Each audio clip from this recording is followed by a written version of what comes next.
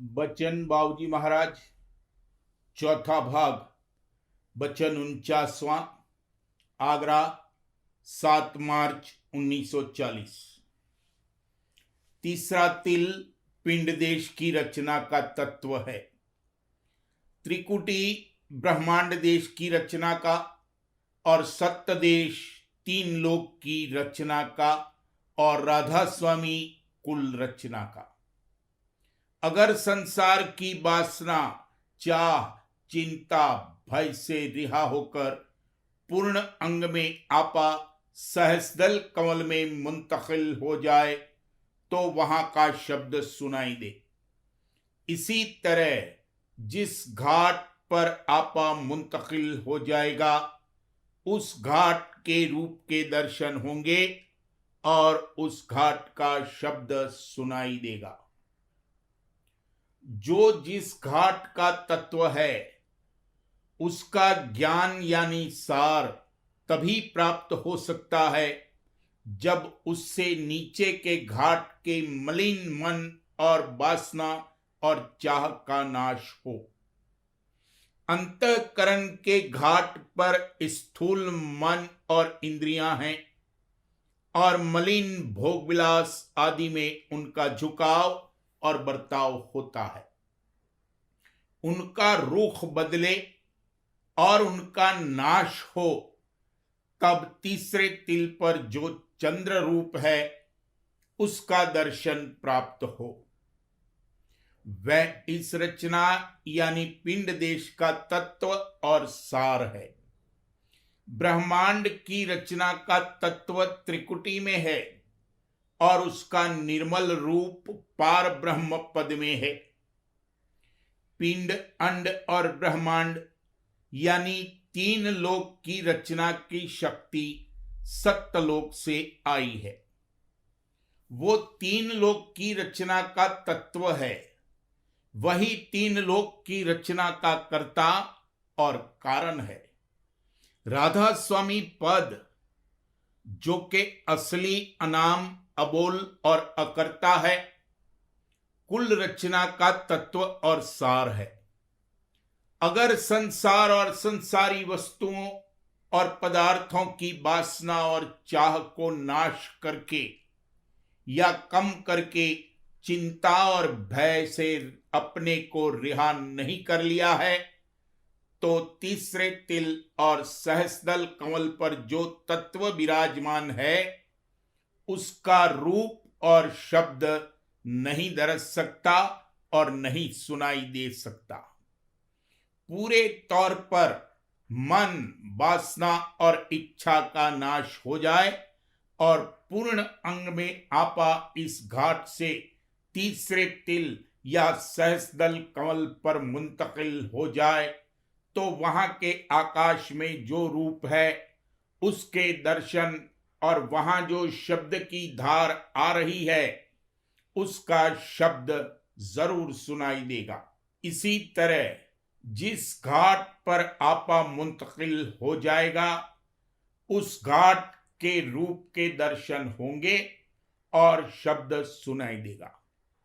वैसे पूरे तौर पर आपा मुंतकिल नहीं होता है, इतना तो रह जाता है कि जिसके सिलसिले और जरिए से देह में फिर उतर कर आ सके।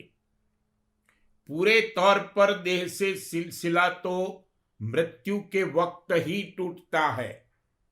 उस समय अगर संसारी वासना और चाह नहीं बाकी रही होगी या इस कदर काट दी होंगी कि प्रबल और पुष्ट न होंगी तो सहस्दल कमल का रूप जरूर दर्शेगा और शब्द भी सुनाई देगा और वहां टिक सकेगा।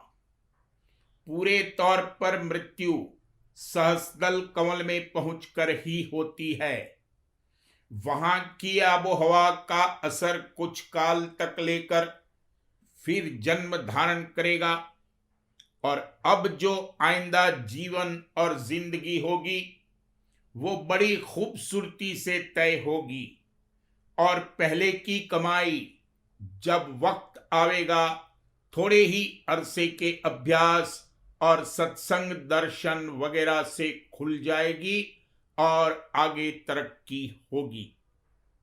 जिस मुद्दत तक सहस्त्रदल कमल में बासा मिलता है इसका कोई नियम नहीं है, मगर उमूमन उतने अरसे तक वहां टिकाया जाता है जितने में कि उस घाट की निश्चलता, निर्मलता, धीरज और धैर्य अवस्था इसके स्वभाव में आ जावे, तब फिर जन्म लेता है और आगे की तरक्की की कार्रवाई करता है। पूरे तौर पर मन की वासना और चाह को नाश कर देना और काट देना कोई खेल खिलवाड़ नहीं है और आनन फानन नहीं हो सकता है। अभ्यास, सत्संग, दर्शन वगैरह परमार्थी कार्रवाई करते रहने से धीरे धीरे कोई काल में जाकर ये होगा, मगर संसार और संसारी वस्तुओं और पदार्थों की वासना और चाह और उनके हानि लाभ की चिंता और भय को जितनी देर भी विसार कर ऊंचे घाट पर अपने मन और सुरत को समेट कर पहुंचा सकेगा, उतनी देर तक वहां के रूप और शब्द दर्शेंगे और उसका रस और आनंद ले सकेगा। अगर वासना, चाह, चिंता और भय को कभी भी नहीं विसार सकता तो कुछ नहीं होगा। अभ्यास में बैठेगा या तो संसारी गुनावन और ख्याल आवेंगे और उठेंगे, या लय अवस्था यानी गफलत सी तारी हो जावेगी। न इधर का न उधर का मुअत्तल होकर पड़ा रहेगा। अक्सर सत्संगियों की शिकायत आया करती है कि कुछ रस और आनंद नहीं मिलता, कुछ दिखाई नहीं देता, कुछ सुनाई नहीं देता। वजह इसकी ये है कि वो संसार और संसारी वस्तुओं और पदार्थों की वासना, चाह, चिंता और भय में इस कदर ग्रसित हैं कि किसी भी वक्त, यहां तक कि जब अभ्यास में बैठते हैं उस वक्त में जरा देर के लिए भी इनको नहीं विसर सकते, मगर इससे घबराने या नाउम्मीद होने की कोई बात नहीं है। मन और इंद्रियों को कसकर और उन पर काबू और इख्तियार लाकर रगड़ और मेहनत के साथ अभ्यास करें तो राधा स्वामी दयाल की दया से धीरे धीरे चित्त लगने लगेगा और रस और आनंद भी आवेगा। ये पहला दर्जा है। इसमें जतन की मुख्यता है, यानी जतन और मेहनत करो तो कभी कभी रूप और शब्द दर्शेगा।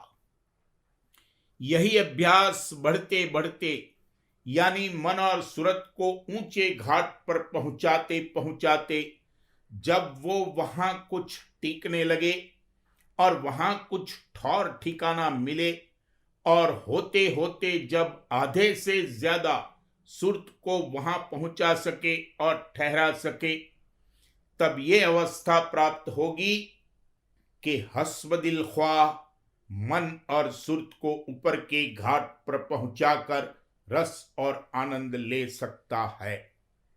ये दूसरा दर्जा है।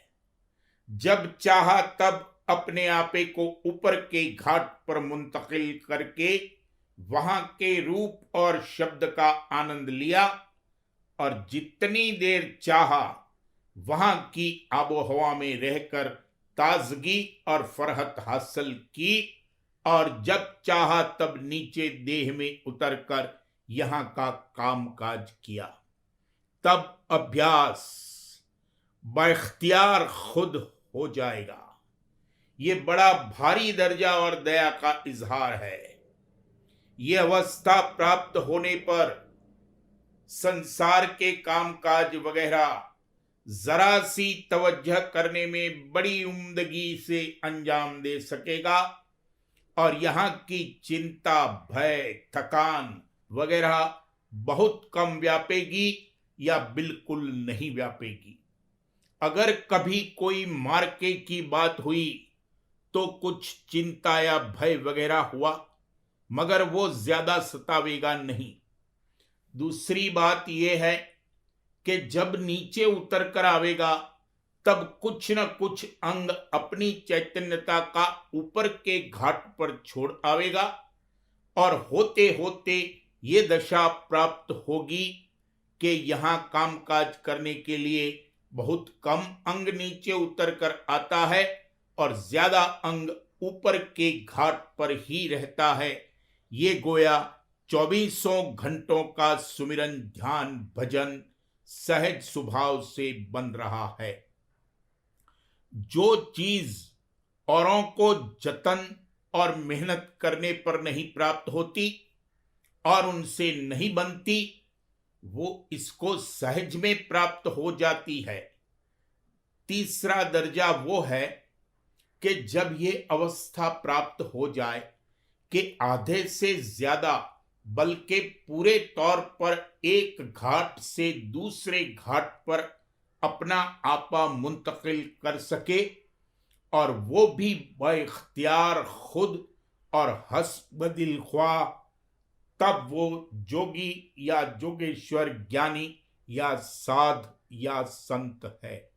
बरक्स इसके जब धार भोग भोगने को नीचे जाती है तो कमबख्ती ये है कि बाद भोग भोग लेने के जब वहां से लौटता है तब कुल धार नहीं लौटा सकता। कुछ अंश अपनी चैतन्यता का वहां छोड़ आता है और ज्यादा शौक से अगर धार जाती है तो ज्यादा छोड़ आता है। होते होते जड़ अवस्था को पहुंच जाता है और यही वजह नीचे खान में जाने की होती है। जिस कदर गहरे शौक से अभ्यास में बैठेगा उसी कदर चैतन्य की धार ऊपर के घाट पर जाएगी और जब नीचे लौटेगा तब कुछ अंश अपनी चैतन्यता का वहां छोड़ आएगा और अगर शौक बहुत गहरा और ज्यादा होगा तो ज्यादा अंग ऊंचे घाट पर छोड़ आएगा। नित्य प्रति अभ्यास करते करते सूरत का अंग जब आधे से ज्यादा ऊंचे घाट पर टिक जाएगा तब ऊपर बयान की हुई कैफियत और अवस्था पैदा होगी।